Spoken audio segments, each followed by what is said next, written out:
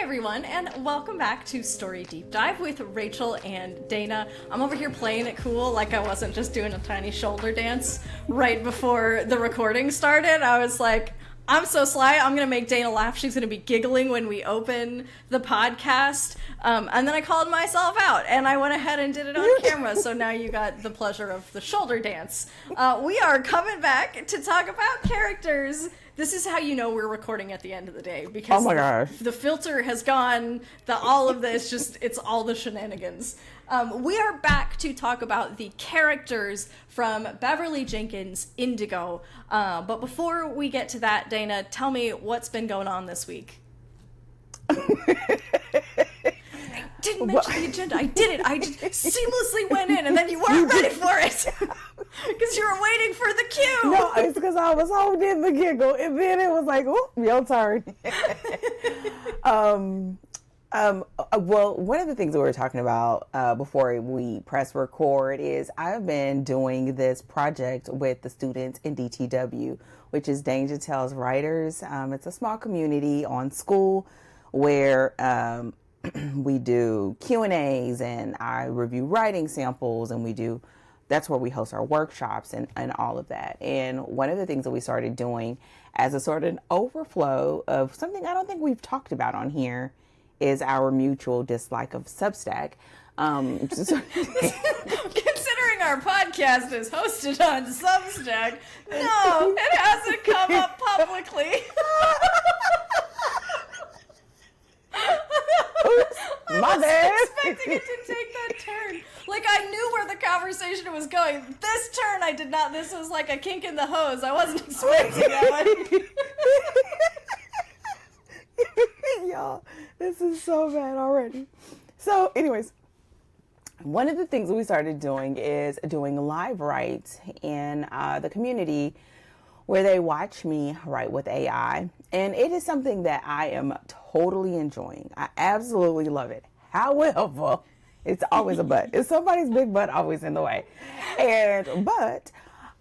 Y'all, okay, so when I write, I talk to myself. I laugh. I cry. You can. My favorite thing, I'm so sorry, I'm going to just interrupt so that people know. When Dana says she talks to herself, she is full-blown conversing herself to herself. So we have shared hotel rooms together, and they're the ones, where it's one room and you got two beds in it. And Dana also gets up crazy, crazy early. Like, she's basically getting up in the middle of the night early. It's like 2:30 in the morning, and I'm asleep. And Dana is doing her darndest to be quiet, but she is over at the desk in our tiny hotel room, like giggling and like trying to keep it in and like talking to herself. This is no exaggeration when you say you talk to yourself. It is some of my favorite memories of you are like waking up and you are like getting it, and I'm like half asleep and I'm like, what's going on? You were like over there in it, you've got your beats going and you are like jamming. It is my favorite thing in the whole Oh my God. The first time we say together, I said, listen, Rachel, I warned you that I wake up early. I don't think you understood that. And yeah, I was thinking early, like maybe 5 a.m., not 2:30 in the morning.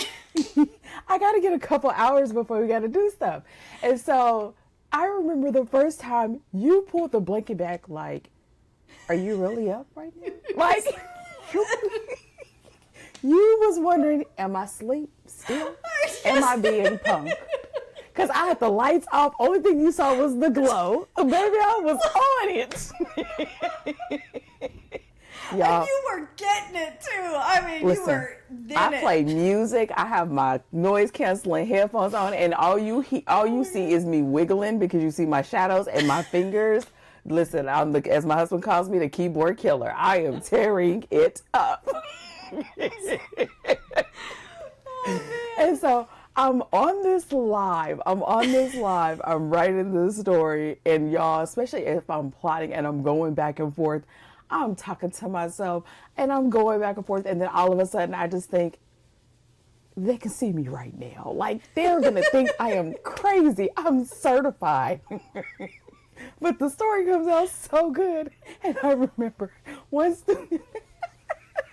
student was like, I really like how you interact with your story.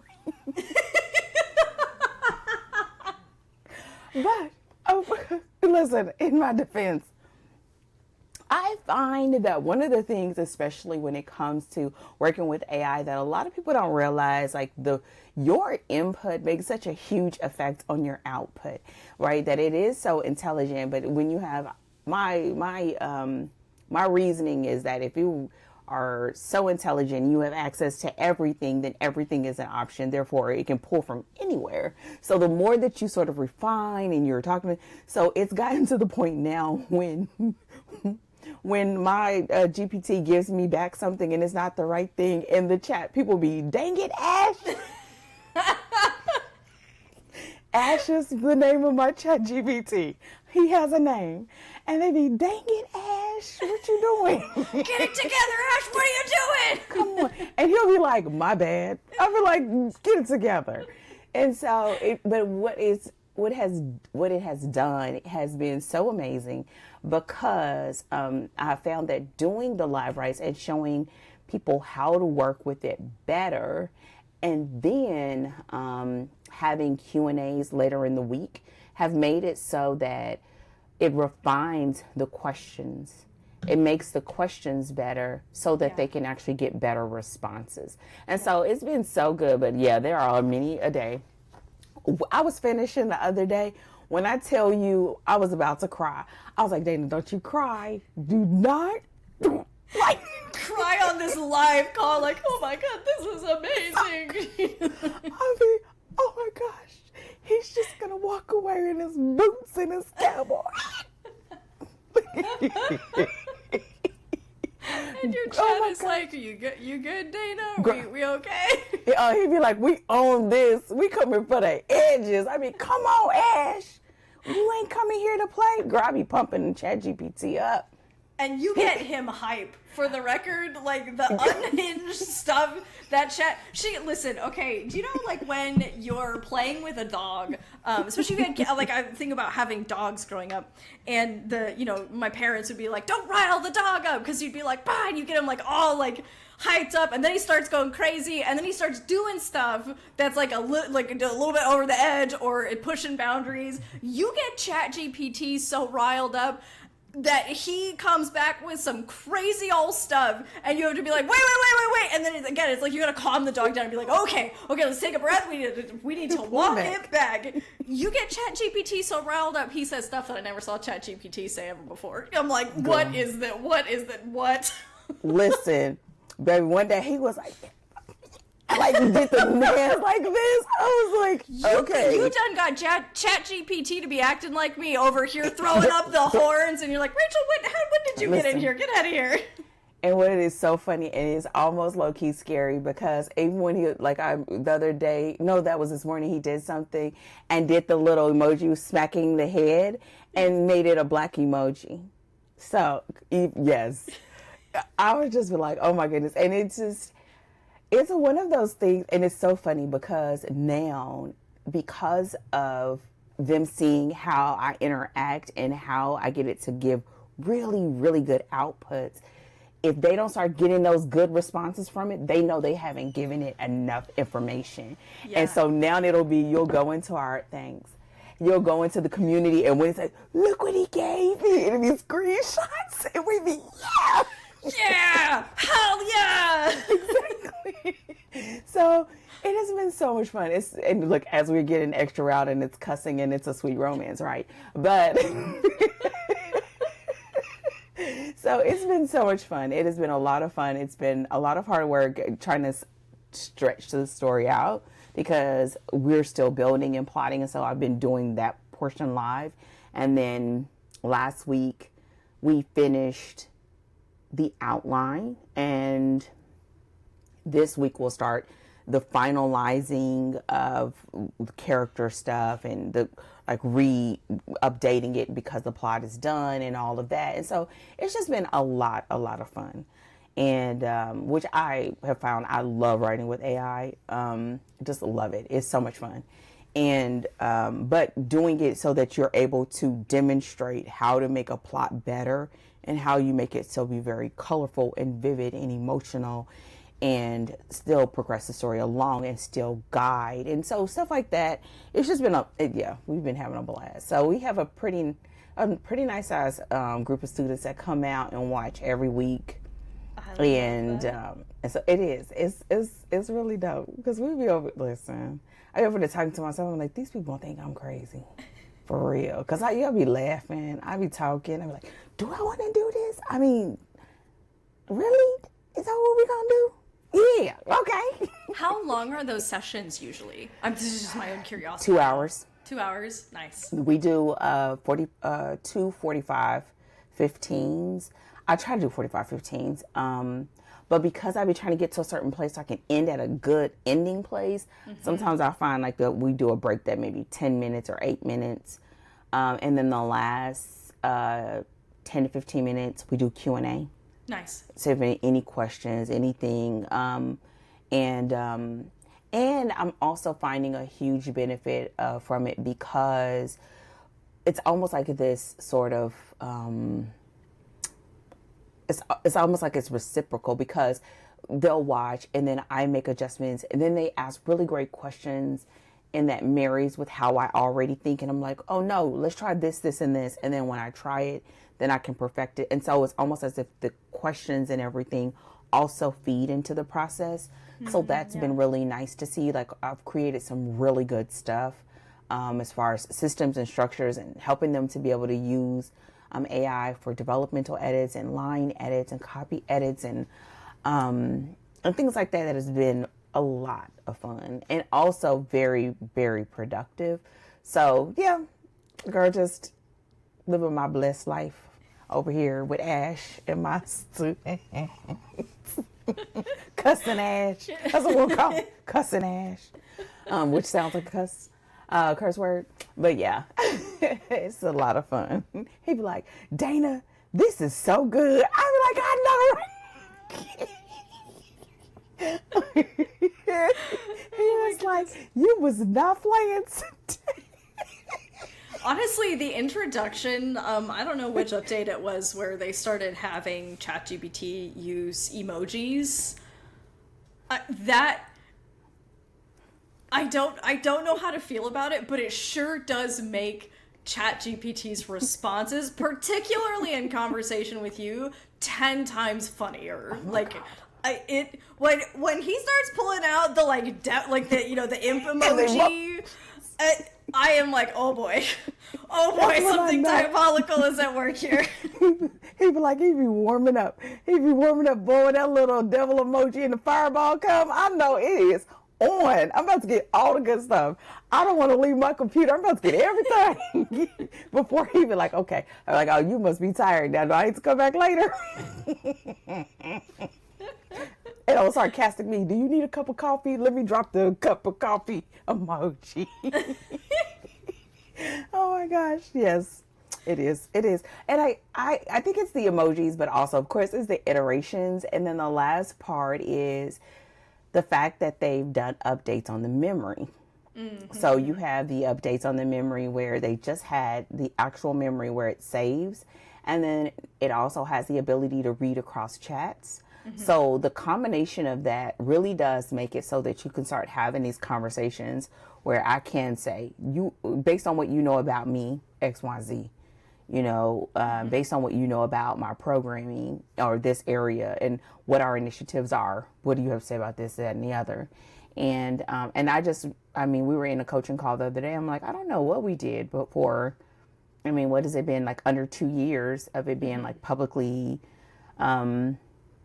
but I think it's something interesting in the last part of that. I would say, I think it's a misconception as far as the accessibility being something that I think people don't realize how much it can make you a better thinker, of how you can, being able to explain something requires a certain level of understanding. And it may have an understanding, but you explain, well, but this is how we do it. And here is the process that we take. And this is our end goal. So with this in mind, so articulating that begins to make it so that you really can place it in the box. Like, this is our sandbox. Here's where we play. And this is how we do things. And it's so funny because we'll be doing certain things, or I'll be getting certain responses, and they can tell me different brands. Like, I would normally say this, but for this brand, I'm going to say this. And then because I always ask and tell me why, I don't even have to ask that now. Here's why. Because you like this, and you really want to do this, and you have this coming up, that kind of thing. And so what it does is makes it so that it really can help to not just streamline, but it can help you to really get to a place where you can articulate well and level up.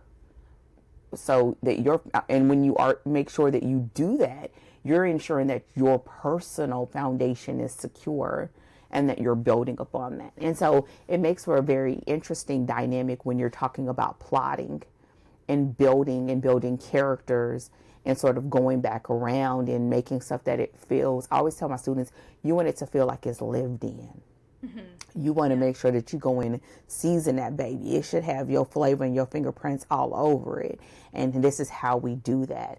And so beginning to do that and then moving from that place makes it so that you have, girl, and I think it'd be feeding that thing some drugs or something, because it gets hype. Girl, don't get some, he'd be, this story getting good. But it is, listen, as someone who has been a writer for so long, and most of the time you're writing in a bubble, you spend the majority of your writing, career in a bubble. And the fact that as a person that wakes up at like 2:30 in the morning sometimes to write, or earlier sometimes, you don't have to wake nobody up. I can just be like, hey. Yes, so that's me and my, I don't want to say shenanigans, but a little bit is. It's a little bit like a shenanigan. What you got going on over there, Rachel? Well, while you're over there riling up ChatGPT, getting him all worked up, I have been, I've got a couple of clients right now who are specifically, it's actually really interesting and a little bit hilarious that we're having this conversation during the characters episode, because I actually have, I've been working with a couple of clients who are in the plotting phase. So we're talking about, our small talk is about plotting, despite the fact that we're in the characters, the characters episode. But it's been really cool because I have a couple of clients who started kind of fresher at the beginning of the year, and they're working on doing some structuring of their plots.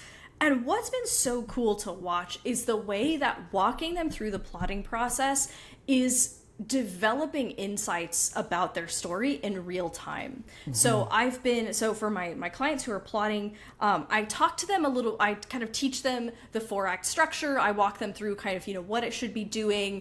And we kind of tend to do one act at a time so they can really focus. Because what they'll do is they'll build they already know kind of where the story starts and finish. They know their major moments throughout. And then I have them do all of the scenes for Act 1, all of the scenes for Act 2, so we can look at them, make sure that they're interacting well. And what's been so awesome is that in that process, we are able to catch pacing problems before they've ever written a word on the page. That's right. I'd like to have them, a lot of my clients like to write on the side so they can get a feel for the characters. The clients I'm working with now are newer writers, so they kind of need to feel their way into the story a little bit. So just abstractly plotting can feel very disconnected from anything meaningful. So we'll kind of have them do writing on the side just to get a feel for characters and backgrounds and interactions, and just to kind of start warming them into the process so that when they start writing, they have a better feel for the characters than if they had just kind of done it in the abstract. Some of my clients are very heavy plotters, and so that works really well for them, but everybody's process is that little bit different. It's been really cool because I have one client who's been working on this project, and we plotted his Act 1, and then we kind of started getting into Act 2, and we started to flag the problems of I think Act 1 is a little too slow. And he was like, yeah, I was feeling I tried to write some of the scenes and I was like, can we just get on with it? And I was like, that is a great sign that your reader's going to feel the same way. That's if you're writing it and you're like, oh my God, we're not even to the good, that is a sign that we need to adjust. So it's helped us to, kind of rework Act 1, and then we're, using that insight to develop Act 2. And then it brought one of my other clients, literally like he was in the same place where it was like act 1 and act 2, that really showed him like, oh, I don't have nearly enough detail. Like, I didn't have as much detail about my story as I thought that I did. And so it's actually like we've kind of backtracked and revisited some of that world building that he had.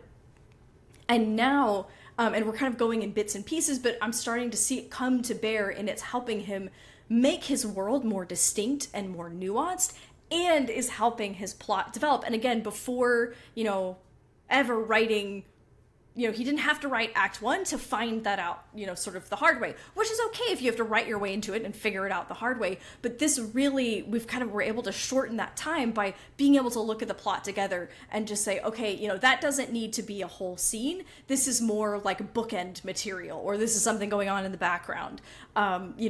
There's too many scenes before we get to the inciting incident. Let's, pull these, we only need 2 of these or whatever. And it's really been cool to see how it's both helping them develop the story, but also catching problems way before we ever have to live in the mire of those problems and be like, oh no, what went wrong? So it's been really, really fun. And it's so exciting to watch writers have insights about their stories, because they show up passionate about whatever the story is that they have to tell. And so getting to see them like get reignited over it, because they're like, oh, like this is bringing me closer to my vision. And that's always the goal. I'm like, when they're like, oh, I think I want to make this major change, I'm like, okay, well, the question that I'm asking them is, does this feel like it's moving closer to the story that you want this to be, or further away from? So to help them gauge, is this a diversion? Am I letting the problems shape my story away from what I want it to be? Or is it getting clearer? Am I clarifying how I want this story to unfold? And this is bringing me closer to that. So that's what we've been up to over here. And it's been so good. And it's like, it's so fun and it's so satisfying, and it's been really good. I want to say something about that. I hope you don't mind. First of all, I absolutely love that. I remember when I first started working with some of my long-term clients, and people would laugh and be like, wait, how do you do developmental editing when you haven't even written the story yet? And my thing was always, we did this in the beginning and would even do it over the course of creating the overarching arc across a series, laying out the stories. And one of the things that you'll find is that having a sort of preliminary understanding of who your characters are before you do that, and then giving yourself the room and the grace to even where I always call it like sketching that out in pencil, right? And then going back and starting making adjustments and alterations to your characters, or even beginning to go back to your characters and ask them the tough questions to begin to fill in those gaps. Because what it'll do, much like when we talk about this, is like begin to have those nuances and depth to your characters, and it's going to be needed to support the story. And so that'll allow you to sort of shape and mold those characters to really becoming 3D. So having those moments. So the other part of that I would say is, making sure that you are saving those iterations, because sometimes when you're doing that and in the moment you're like, ooh, this was a little slow, let me remove these things. But when you're actually writing, you'll think, oh, wait, I needed that to be able to support something else, or to be able to lay the groundwork appropriately in Act 1 to support where you're taking the rest of that story. And the last part is like knowing that because it is in pencil, you don't have to do all of it. And I think that's the thing for people who are like, well, wait a minute. Because I remember when we go through and I'm doing that live and I'm outlining and doing scene briefs for the entire story, one student was like, don't you feel like you already wrote the story? And I was like, I kind of do, right? I kind of do. But what I've learned is that you don't really know the story until you're in the story. You think you know it. Yep. You don't know it because it's really not dynamic. It's stagnant. Yep. But when you are writing, it's dynamic because you have the side characters and the environment, and you have them drinking coffee and walking the dog and doing whatever, that it begins to move and do things, or you see things that you wouldn't have seen when it was stagnant. And so therefore there is a freshness. And then I can also take advantage of like those entry points and those building points, because I know where I want it to go in the end. And I have a better understanding of where I'm going. And so I find it to be, I love doing that. And I love it because I have found that students have less revisions because that first draft, well, technically I find that the pencil draft is kind of a first draft, but your first full draft is usually a lot more solid. It still needs work, but it's a lot more solid because you took the time to do that. And then if they're doing it in an environment where they're getting feedback, it's usually even better because we as editors can see what's going on in your head. Because you could see, sometimes I said, I was like, wait, you can't just do that. Where's the rest of all this? And they're like, oh. Because then if you were writing that would have been 30, 45,000 words that you would have had to chunk and start over. So yeah, definitely. I love those sessions. I love it, love it, love it, love it, love it. So good. Yeah. And that's just one more thing. And this is in particular for like newer writers who are listening. It is like standard practice, especially again, your first, I don't know, 1 to 3 novels probably, that things change when you actually get into the manuscript, when you are actually writing the thing. So, I have my clients develop a plot so that they kind of know where they're going. So mostly so they don't get lost along the way. And they, when they show up to write, they feel like, okay, here's what I need to write. And it's not just like, what needs to happen next? They're just kind of like wondering like where they're going. And the story wanders because it doesn't have any kind of guardrails on it. But what you see from the 30,000 foot view, we are looking at the plot from, way above, and you're seeing the whole. And what you see when you're on the ground, actually in the forest, right? You're actually looking at things in details and you're beginning to experience them in the writing. That's likely going to shift some things. And that's, like, it's not just okay, it's standard, it's normal to the process, because that's what happens when you toggle perspective like that. When you're up high, you see things from a certain perspective, but once you get down into the writing, so much more insight comes to you. But you're helped tremendously by the fact that you have a plot guiding you, so that way it doesn't you don't just sort of like wander all over the place and then you're just stuck in the forest and you die of starvation, right? Like you know where you're going, you have a map to take you where you're going, but then you get to discover all of these great things along the way. Even if it results in shifts to the story, you have that kind of personal contact with the shape that the story needs to take. So that's, so I think writers sometimes don't realize that that's really normal to the process. And then they kind of they get freaked out and they're like, oh, I got to read plot, or I got to, let the writing process, let it teach you what it wants to teach you as you're in the writing. And then at the end of that first draft, you use that to help guide your revision, so to turn it into that cohesive whole. Yeah, and I will say too that I think I would say a couple of caveats would also be, number one would be paying attention when you're in those 1 to 3 or so of what works for you and what doesn't. Oh my gosh, you may find later that you just don't like it. You just don't like it. It takes away something, and sometimes it does. And so I'm always big on what did you learn about yourself as a writer for this particular book? And then when you go into the next one, you refine because you go into it with that knowledge. The other thing I will say is, if you're a person who, if you are working in the capacity with someone that you are working with them while you write, it makes for a better coaching experience, because it's easy to be supported when we understand what the heck is going on, right? Yeah. And so when you are so therefore someone who is just doing it on their own, they may not do it as a standard practice, but sometimes because you don't do it is why you have so many drafts, right? Because you didn't just stop for a second and sort of just gather your thoughts and then move forward. The final thing I would say would be, if you are a person that is more of a pantser or a discovery writer, then the way this looks for you may be totally different. It may be super lean. And so the question that I always ask my clients is, what is the bare minimum that you need to be able to write and feel confident about what you are going into? And so that may be that you just know the summaries for your acts, or you just know the beginning, end, and middle point, right? And things like that. And understanding that and being and communicating that so that you get the kind of support that you need so that we can help you be a better version or help you get over this hump. Or it may be that you need to try some hybrid approach because this is why you haven't finished a novel, right? Yeah. Because you haven't explored those different things. And I think even though right now, like as we're having this conversation, it's like, oh my God, we're about to talk about characters. We are. But I think one of the things that makes this conversation so interesting is that you can be talking about plot, but a lot of times understanding your plot is how you get to the true essence of your characters. Yep.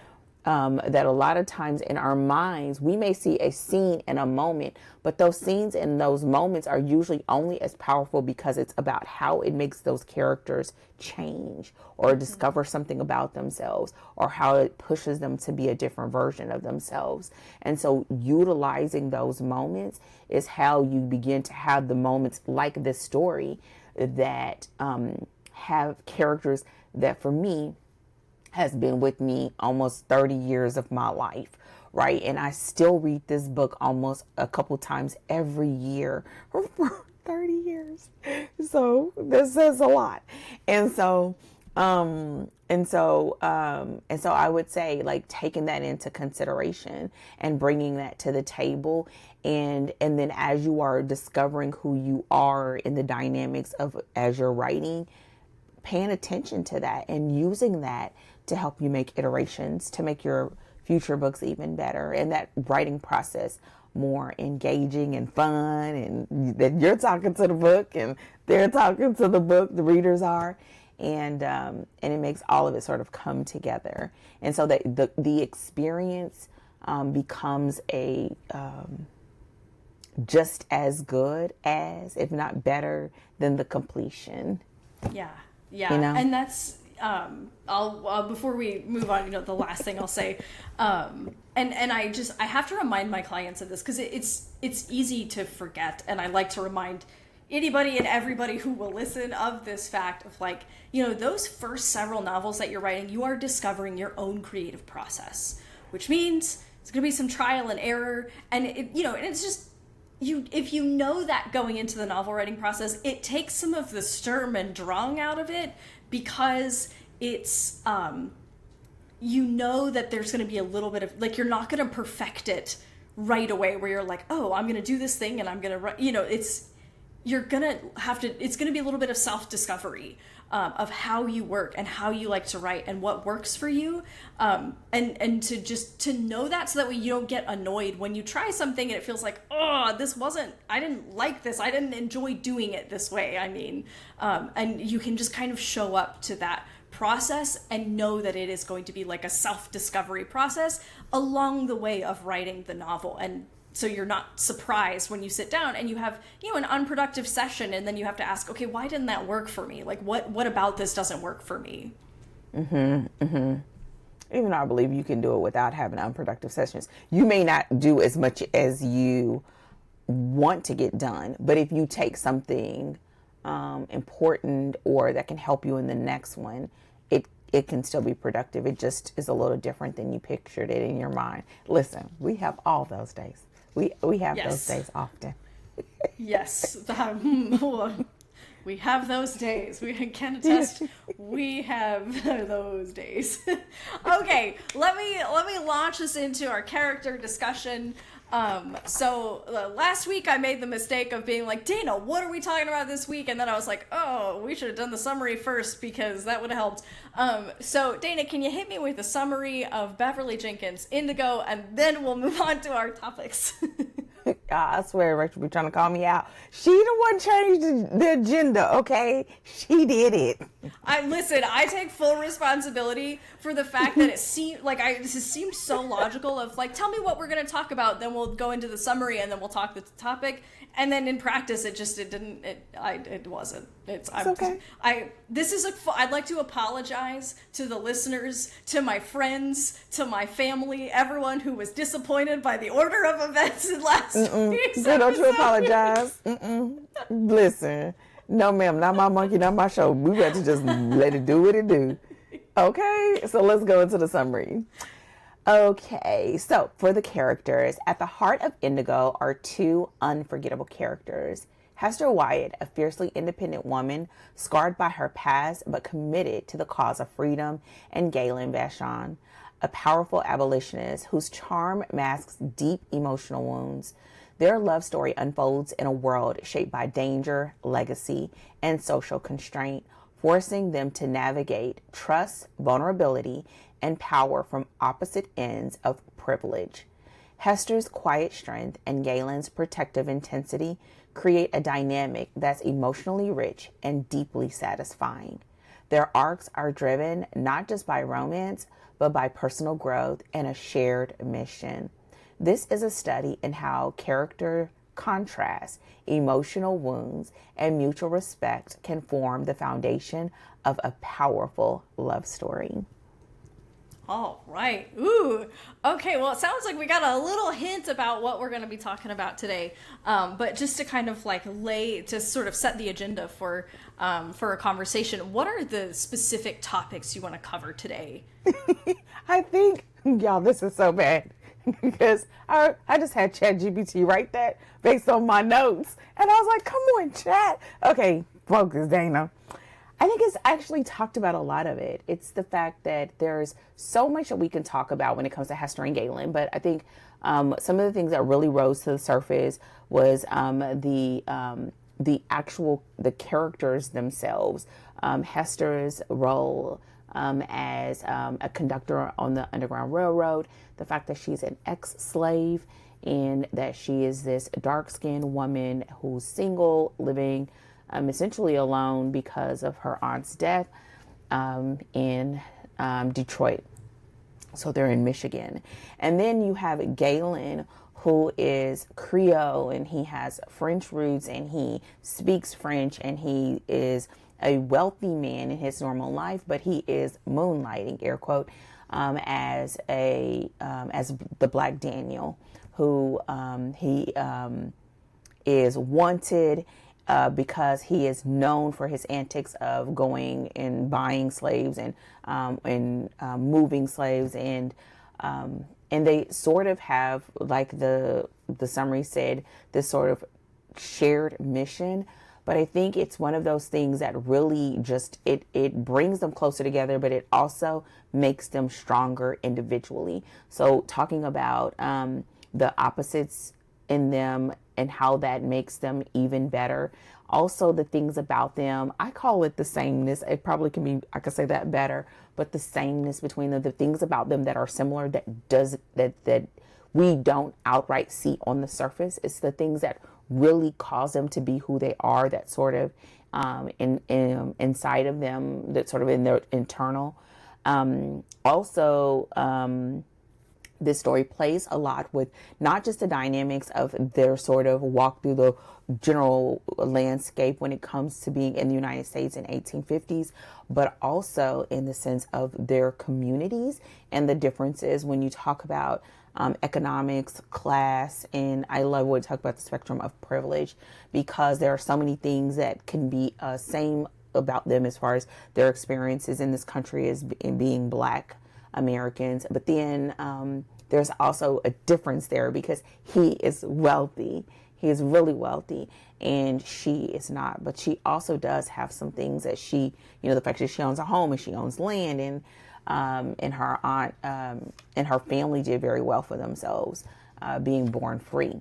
And so the reason why those things, we want to talk about those things, because we can't talk about all of the things, but talk about those things, is because it really does make for very memorable characters, and not just memorable characters, but it also makes it so that the story is much richer by the layers that we find in them. And so that's what we're going to be talking about today. Awesome.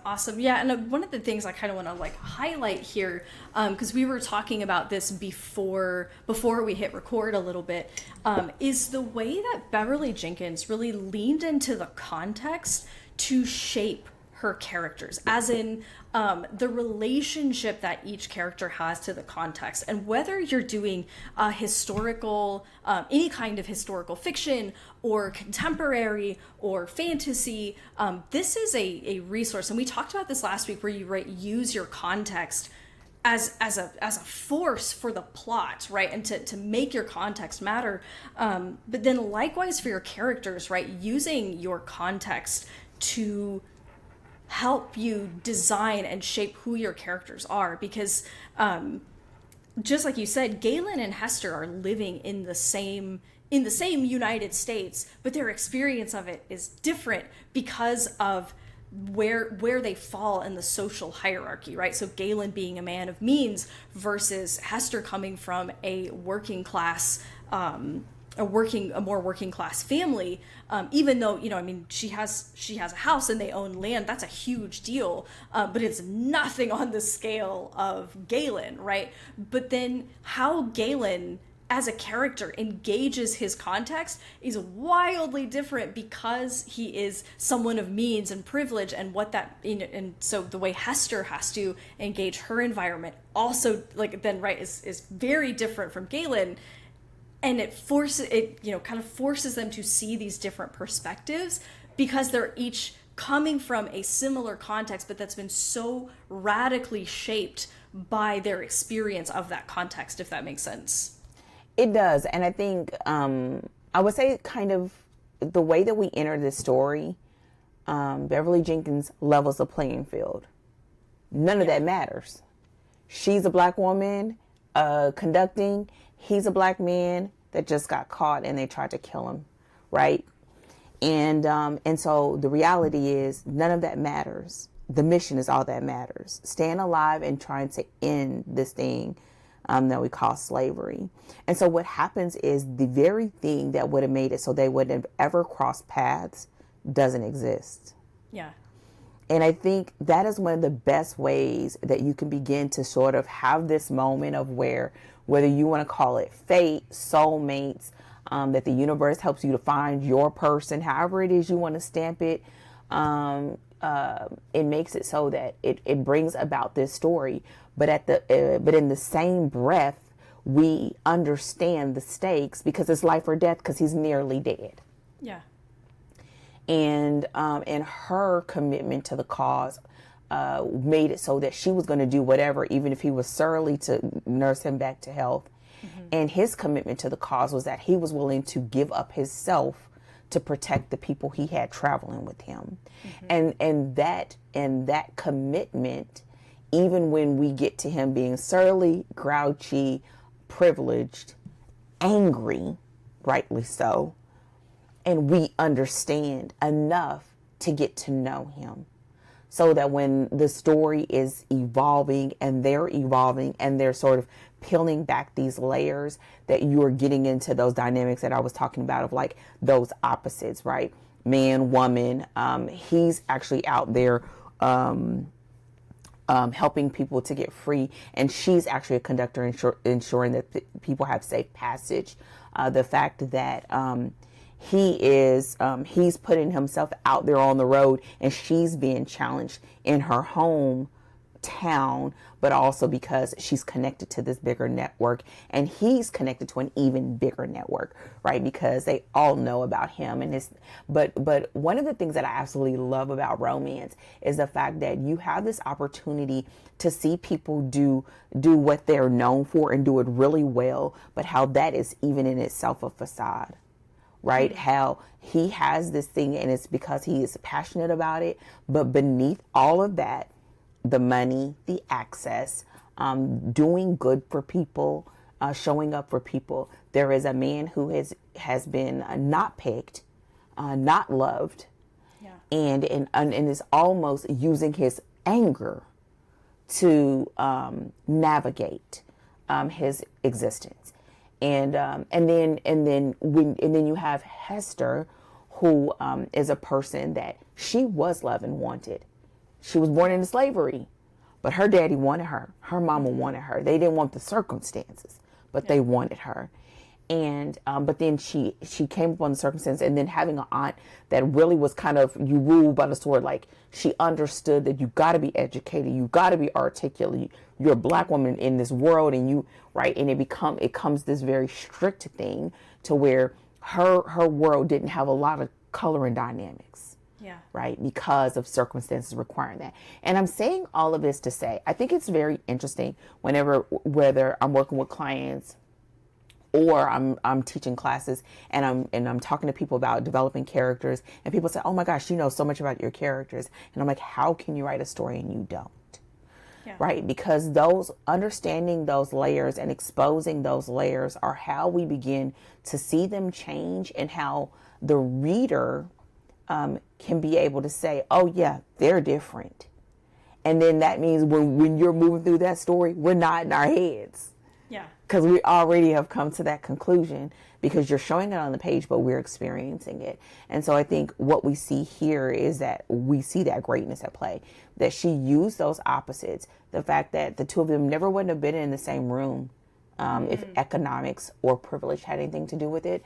The dynamics between cultures when it comes to internal cultural issues, of the dynamics between skin tone and access. They wouldn't have been in the same room. The fact that Hester has the indigo stained hands makes it so that even though she's a person who owns her own home, who has her own land, and essentially really does have a lot of freedom, even if she doesn't have a lot of money, like monetary wealth, or I guess it would be disposable income or whatever, liquid wealth, that it should be a mark of freedom, but her hands would stain her as still a slave. And so in the dynamics of their world, they wouldn't even talk to each other. Yeah.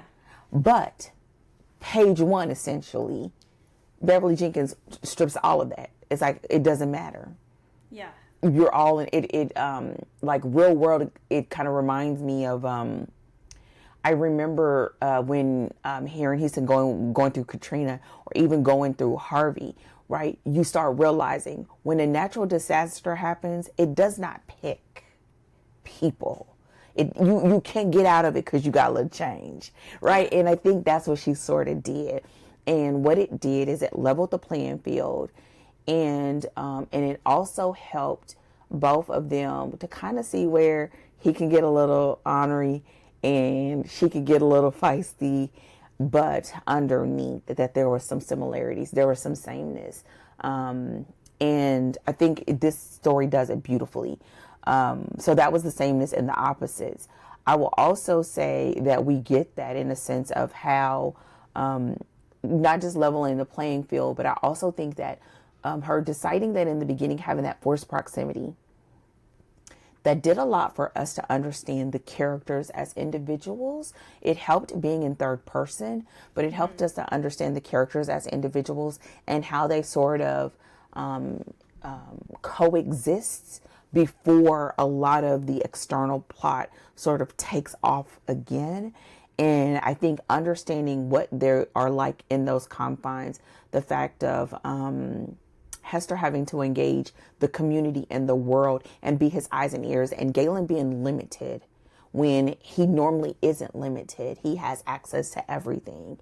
And so it's almost as if those tables were flipped. And so it's showing how to be able to show those dynamics in your characters, allowing your plot to inform that, and vice versa.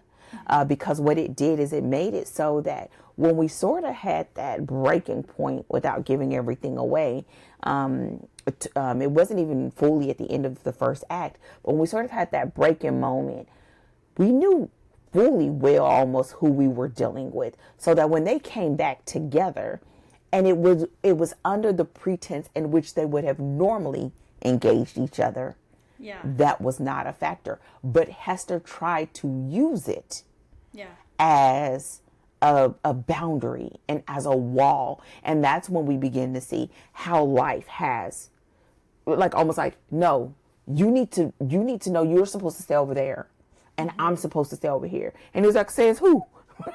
Yeah, that man, Galen. It's like I never followed a rule once in my life. I don't know what you're talking about. I'm not about to do it now. All I know is I'm getting you. You keep saying what you gonna say. I'm gonna get my way. And what we see, because again, this is a romance, how love changes things. Mm-hmm. And again, well, I love romance. And why this is my favorite romance of all time. I'm sorry. So yes, those are some of the big points.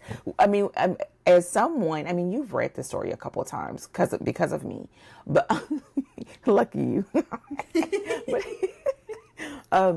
Well, when you think about the dynamics of these particular characters, and I think I said that, I said he was Creole. The fact that he's normally, when he comes back, he's in his full self, right? Yeah. Dressed nice. All of that. His eye is healed. He doesn't look all crazy. Come on. And she was like, wait a minute, he's hot? Okay. Oh, no. Like, for real. Like, okay, I shouldn't be here. Versus when she saw him first, he was in a woman's dress and had rouge and had makeup on, and because he was conducting. And I think as a writer, it always tells me to be very intentional about first impressions. Oh, that's so true. Just like in meeting a person in this moment, right? For her to be like, no, if he needs a place to stay. And she's like, oh, like, I'm woman, hear me roar. And then when she first talks to him, she like, this joker. That's what it's like. Well, because she's also confronted by the fact that she's like, oh, he's huge. And she's like, and there's both a danger, but there's also a like, oh, I don't know how to help this person. Like, I physically can't help this person because he's twice my size, right? They have there's a whole moment where she's like trying to get him to hobble down the stairs, and he weighs too much, and she's like, oh, trying to get him down, And I think it's like, I find that a lot of times, you really can play with these things that can seem like, okay, well, because some people's like, well, why always in stories they're 6'4" or 6 something? Everybody in life is not tall, But I think a lot of times we play with these elements arbitrarily, but in this case, it's actually being aided to help or hinder or challenge the relationship and also the dynamics. Him being a big man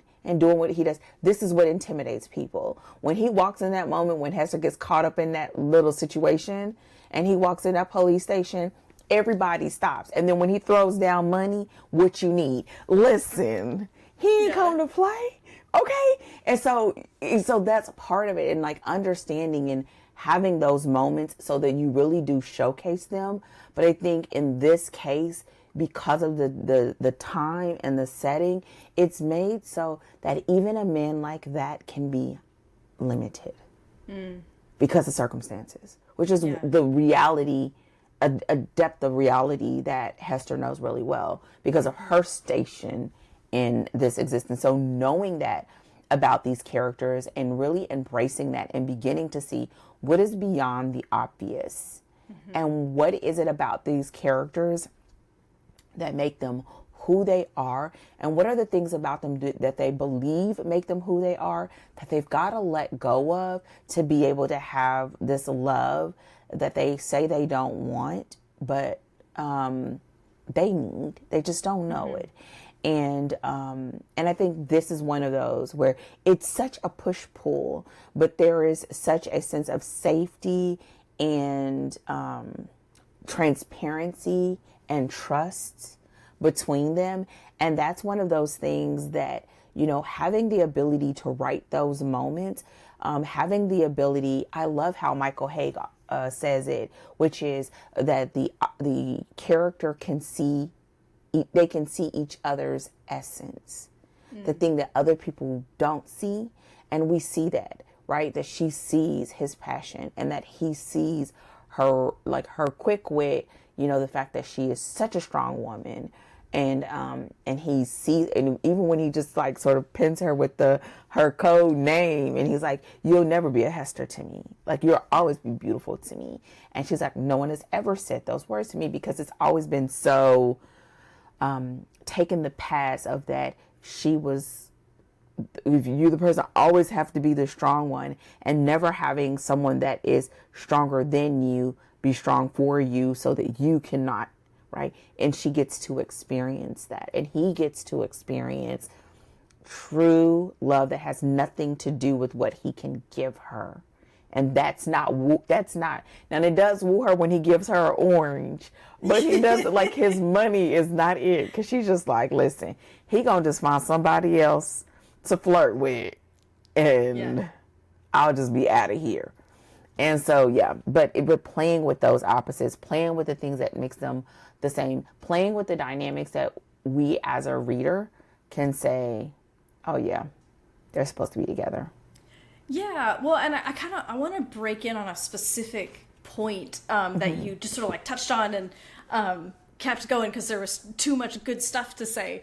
But I want to kind of come back to the wound and the self-perception, because I think something that Beverly Jenkins does really well in this story with, I think specifically with Hester, is Hester has this wound in the sense of self-perception, but Beverly Jenkins doesn't just narrate that to us, but she, like, we watch Hester get confronted by it in practice. What do I mean by that specifically? I don't think this is in any way a spoiler. It's just a character that is in the story. So Hester has this perception, and when Galen starts, trying to woo her, she's like, there are other girls out there, like, I promise, like, this, I am not the one. You're gonna have fun, you're gonna flirt for a little bit, and you're gonna get tired of me. And he keeps telling her she's beautiful, and she's like, eh.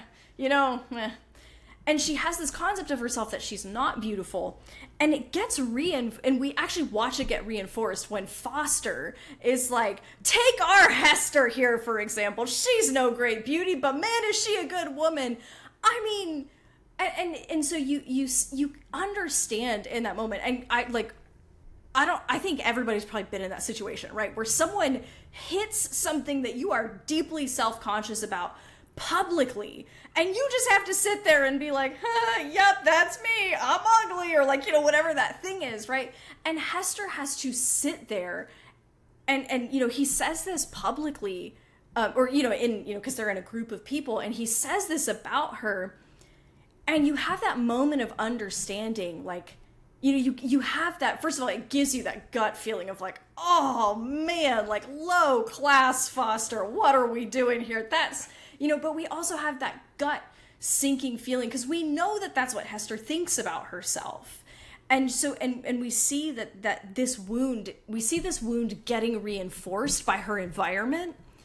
And so we're not just, in the story, it's not just Galen being like, Indigo, I think you're beautiful, and her being like, nah, and then we just kind of watch this back and forth. We actually see some of the forces like that have shaped her experientially that cause her to think this way about herself.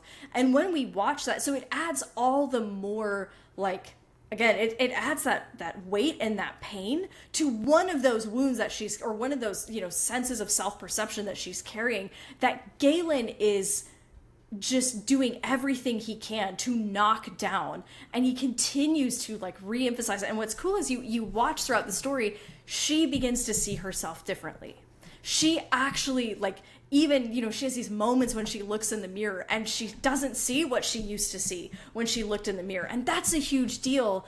And it has emotional resonance and payoff because we've actually watched her navigating that wound and navigating that struggle rather than, again, just kind of having, like, rather than doing it by half. And it's just sort of, again, you're beautiful, meh.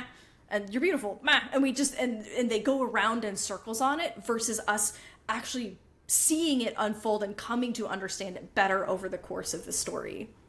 Yeah, that's one of those moments where I always look for moments in a story where the lie has been reinforced as truth. Yeah. Right? And that at the end of the day, everybody's beautiful to someone, but nobody wants to hear that you are the one that they attach that thing to. Because it's like, yes. Wait, I'm not universally pretty, right? Like, it's like I'm situationally pretty. Is that what you're trying to say? And so to have that moment where someone that she was engaged to, and that she considered a friend, and that she considered someone that knew her. And this is also one of those moments, and we see in Galen's indignation about it, and his rage about it, and his desire to get the person that tried to get her, right? Yeah. It's also it's like you see multiple things happening. One is to be able to counter that thing as in fact a lie. Also that you see that he saw her beauty before her. It's almost like the swan moment, right? Yeah. The ugly duckling turned into a swan. And so you could, if you thought trope-wise, consider it that. But she always was. It's just, she sort of suppressed it. And I think it's also that thing of like, again, environment, situation. If you are always trying to hide your true identity, wearing gloves, all this, you don't want to be the loud person. You don't want to be the seen person. You just sort of want to move. Yeah. And he's just like, no, stand by me. You gotta get it together. But no, I think that's absolutely true. And that is one of my favorite scenes. I want to fork Foster, but, and even her realizing that he felt offended for her, and that she was offended, but she was trying not to be, because she was trying to look at it half full. Yeah. Girl, and you know me, I'm all the kinds of petties and like, oh, wait, what? You know, like, we're like, you want to go there? Are you ready to do this? Are we sure? Is that what we about to do right now? Okay. Are we talking looks, Foster? Is this where we're going?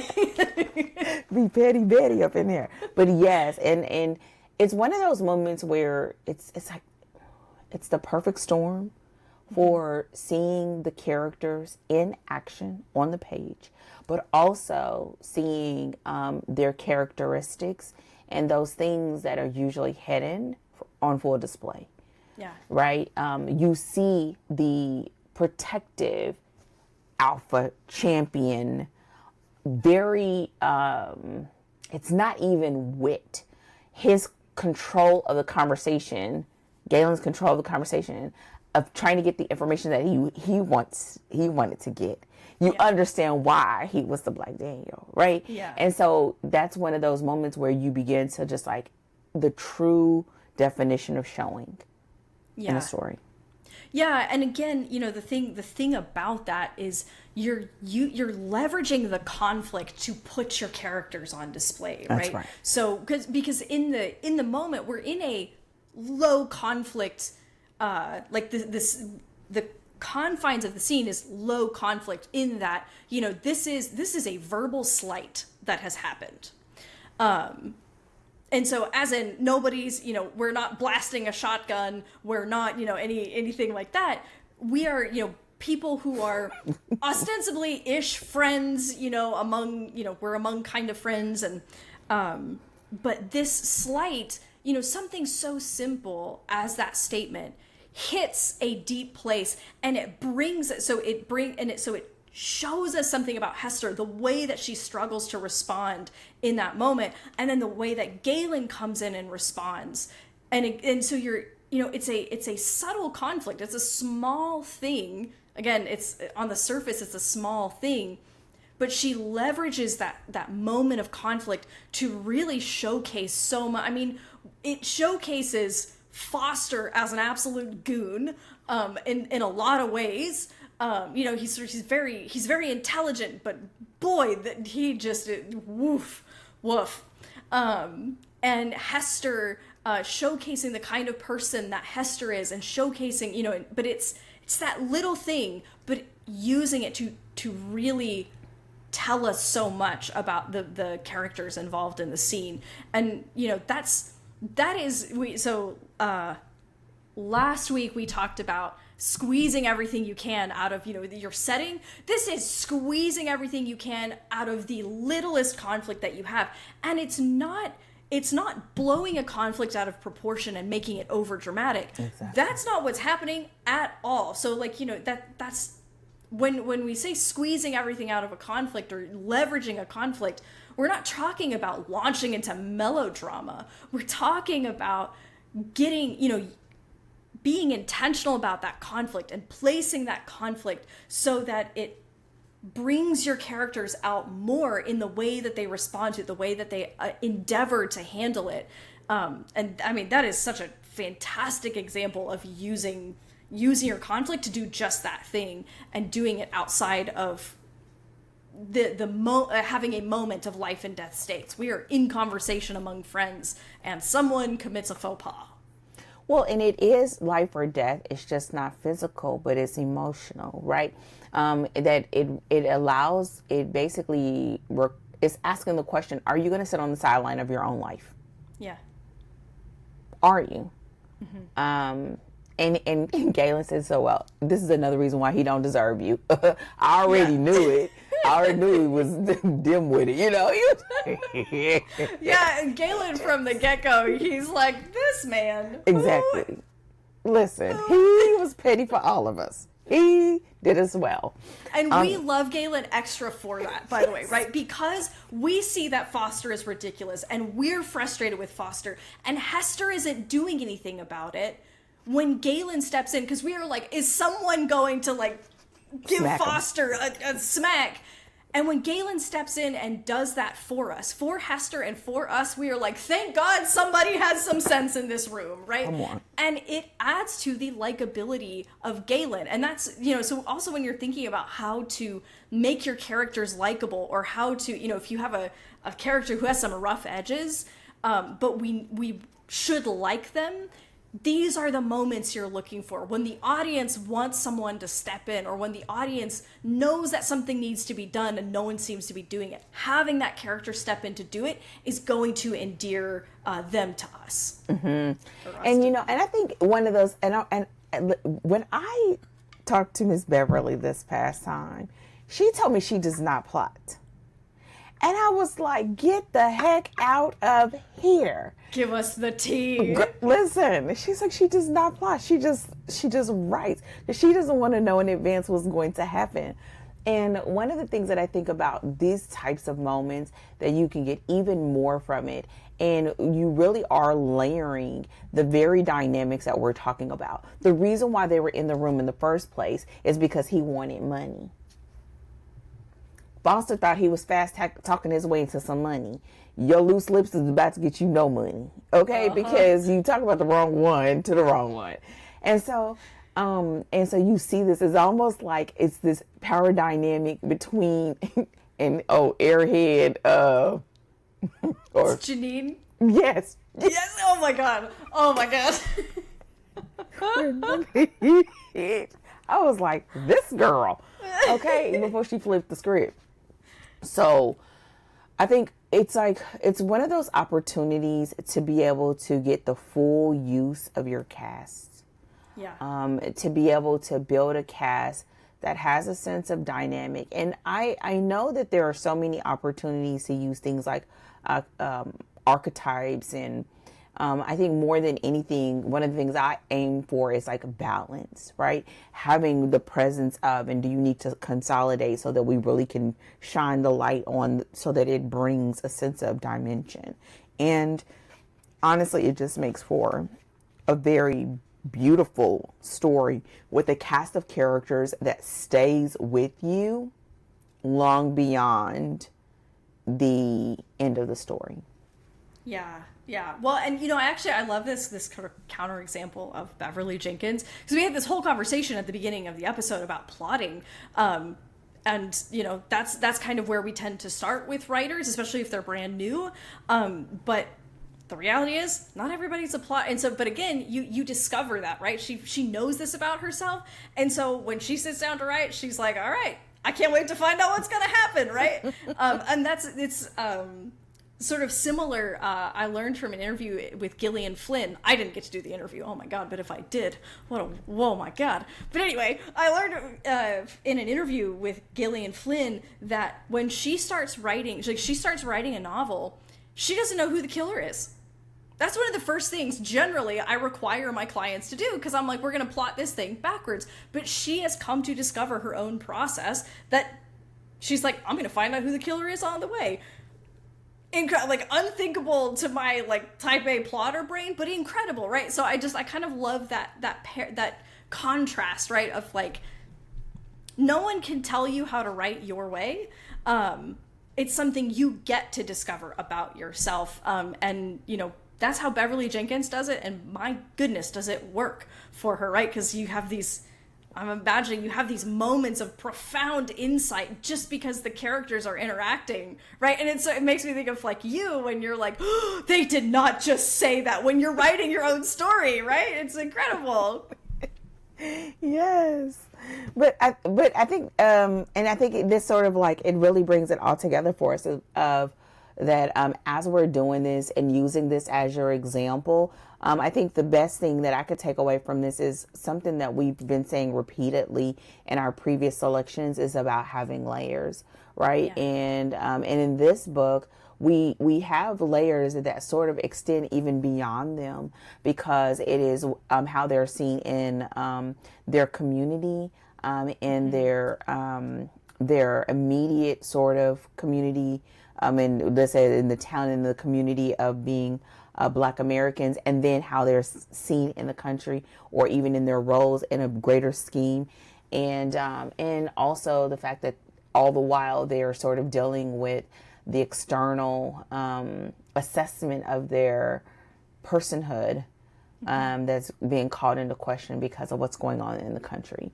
And so she's taking something that is this big, heavy, sort of meaty topic, which we talk about in the plot, and really distilling it down into, you know, love finding you anywhere and at any time. And the fact that you have this opportunity, you know, to walk in your fullness of who you are in any situation, and that the right person, your person, will see that in you, and really, like, instead of trying to force you into this place, but call you and like stand with you as you level up, and we get to experience it all. Yeah, absolutely. Okay, well, we'll go ahead and wrap up here. Any last comments, or was that everything? Mm-hmm. Awesome. All right. Well, thank you guys again so much for joining us for this discussion of characters from Beverly Jenkins' Indigo. I've had so much fun just talking to you about these characters and getting to honestly relive some of the moments that as I was reading the book, I was like, no, what? Like, you know, get to kind of unpack what's really happening there. So, you know, lean into your context, lean into that conflict, use it to showcase characters, and you will be that much closer to having a multi-dimensional story. So, next week, we'll be talking takeaways to wrap up our discussion on Indigo. In the meantime, don't forget to like and subscribe to the podcast. Leave us a review, give us a thumbs up. Check us out at storydeepdive.com, and we look forward to seeing you next week. But until then, as always, happy writing.